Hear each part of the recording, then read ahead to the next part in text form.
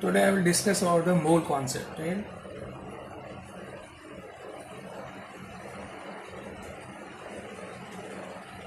Mole concept, mole concept में जो important point है कि मोल होते क्या हैं, ठीक है ना। तो मोल कॉन्सेप्ट डिस्कस करेंगे, मोल कॉन्सेप्ट, और इसमें हम मोल्स जो है उसको एन से नोट करते हैं और उसका फॉर्मूला है W/M। W मतलब होता है गिवन मास और M का मतलब होता है मोलर मास।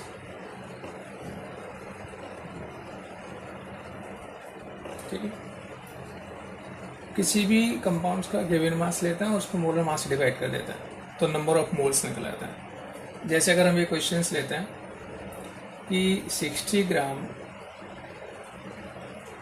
सोडियम हाइड्रोक्साइड है, इसमें हमें number of moles find out करना है। Find out number of moles, number of moles निकालना है। तो इसमें हमें क्या दे रखा है, वेट दे रखा है, तो हम निकालेंगे n is equal to, weight कितना रखा है 60 ग्राम, मोलर और मास ऑफ सोडियम हाइड्रोक्साइड का निकालते हैं हम लोग। तो सोडियम हाइड्रोक्साइड का मोलर मास, सोडियम का 23, 16 प्लस 1, राइट, कितना हो गया हमारा 40 हो गया, डिवाइडेड बाई 40। जीरो से कैंसिल करो, आ जाएगा 2, 3/2 मतलब 1.5। ये हमारे मोल्स आ गए। ठीक है, तो मोल्स निकालने का जो तरीका हमारा ये है, इसमें हमारे मोल्स आते हैं, इस तरीके से मोल्स निकालते हैं, राइट।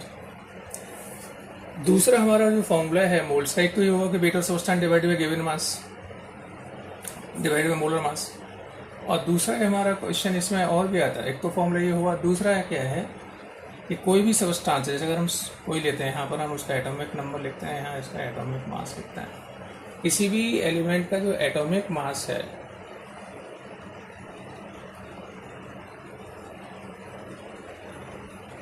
उसको हम ग्राम में लेते हैं, तो उसे बोलते हैं gram atomic mass, gram atomic mass. जैसे हम सोडियम लेते हैं 1123, तो ये 23 जो है ना वो क्या है, इसका ग्राम एटॉमिक मास।